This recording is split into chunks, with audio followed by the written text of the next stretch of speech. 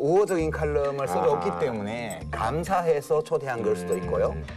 아니 그렇겠죠. 왜냐하면 아무리 뭐 그런 게 일상적으로 접대받는다 하더라도 내가 언론인인데 접대받았다고 해서 우호적인 칼럼을 써줘야 되겠다. 이건 아닐 거라고 봐요. 오히려 가능성은 어떤 다른 이유에 의해서든 또는 뭐 개인의 소신에 의해서든 대우해양조선에게 유리한 칼럼을 쓰고 그러면 대우해양조선의 경영진이 아 이런 분은 잘 대접해야 돼. 이래서 접대했을 수도 있죠. 근데 그거 뭐 엎어치나 매치나 한 가지 아니에요. 제가 진짜 놀란 거는 이 접대받은 게 놀란 게 아니에요.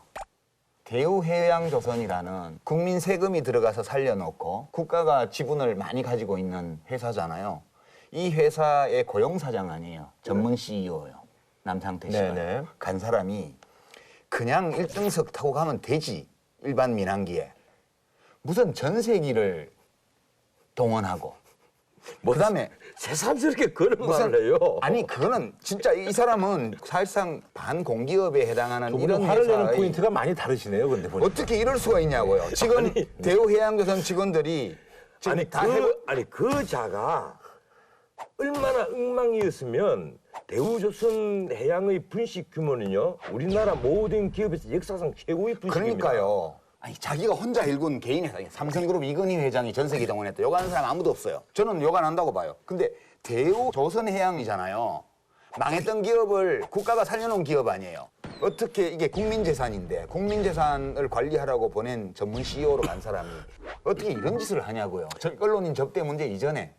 그런데 그게 화딱지 나는 거예요. 근데 제가 지금 추측해 보면 먼저 대우해양조선의 방만한 경영 분식회계 경영진의 비리를 캐는 과정에서 송희영 주필과 관련된 문제가 나왔을 가능성이 많아요. 이제 그러면 정부가 빨리 조선일보로 갔겠죠. 조선일보 쪽에서 민정수석에게 구명 요청을 했을 거예요. 이거를 우병우 씨가 거절했을 가능성이 많아요. 거절하니까 쟤를 보내야 돼.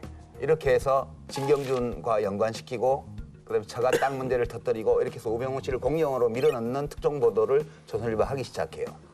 그러니까 대통령이 그 보고를 어떻게 받았을까 생각을 해보면 이거 무슨 일이야? 이렇게 된 겁니다.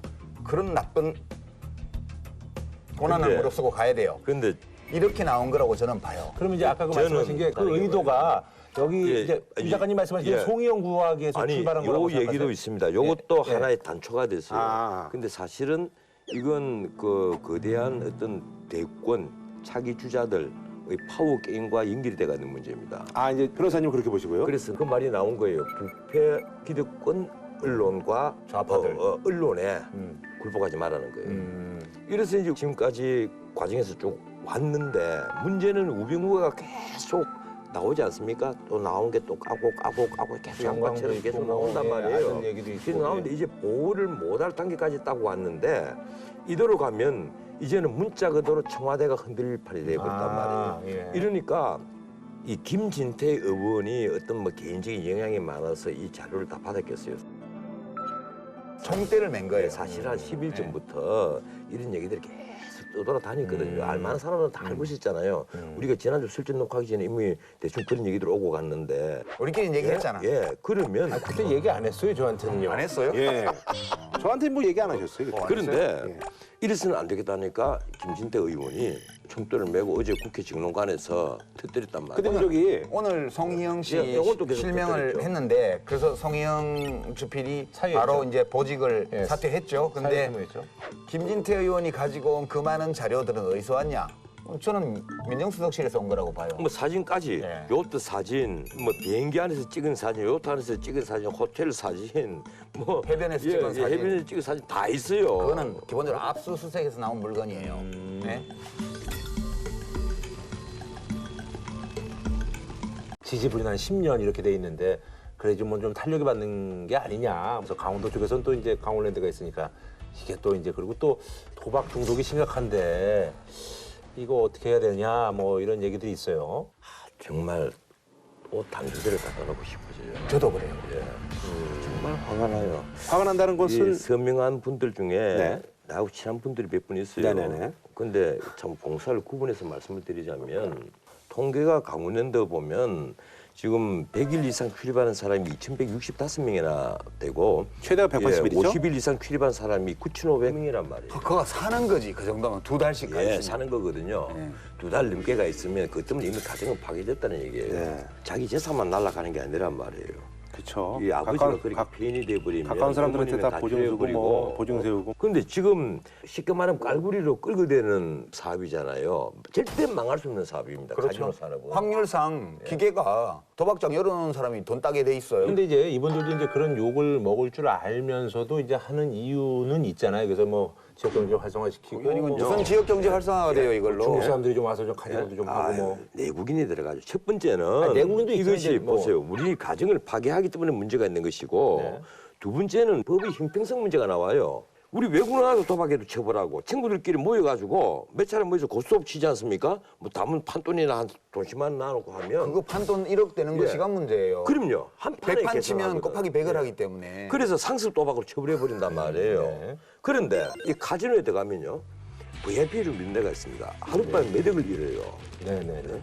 그런데 아무도 처벌 안 한단 말이에요. 그런데 정성 카지노에 한 달에 15일 동안 출입을 하도록 해줘. 싱가포르에는 6일까지 출입하잖아요. 저는 이거 1년에 요즘 전산화 잘 돼서 좋잖아요. 딱 출입증 탁 주민등록번호 탁 찍으면 1년에 열흘 이상은 출입 못하게 해야 돼요. 1년에 열흘 이상. 가정 파괴라는 걸 막으려면 정하고 싶으면 그 정도가 적합하지. 거기 우리가 폐광 지역이어서 일시적으로 어려움이 많이 겹쳤기 때문에 그런 거라도 해서 지역 경제를 살리는 거 양해했다 쳐요. 지금 가보면요. 풍경이 가봤어요? 길목들의 풍경을 한번 보세요. 전당포라든지 뭐 이런 것도 이제 거기 어디 저 스릴러 영화에 나오는 장면이지. 뭐 차도 저당 잡힌다고 크게 붙여놓고 뭐 그게 밤새도록 시뻘겋게 불 켜놓고 그게 무슨 괴기 영화에 나오는 장면이지. 지금 1년에 출입한 인원이 310만 명입니다. 예, 연인원이. 연 인원이 309만 5,838명, 그 310만 명이에요. 그리고 거기에 카지노 매출액이요. 정말 놀랐어요. 1조가 1조 5,500억이에요. 판돈이 아니고 예, 매출액이에요. 매출액이 그 여기 영업이익이요. 몇천억이라는 얘기란 말이에요. 그러니까 지금 있는 카지노도 원래 취지대로 일몰제로 해가지고 이제 그 지역이 만약 카지노 폐업으로 인해서 이제 예측되는 경제적인 어려움이 일시적으로 있다면 그건 또 지역 산업 활성화시키는 여러 지원을 해서라도 글쎄 말이에요. 이건 없애야 된다고 봐요.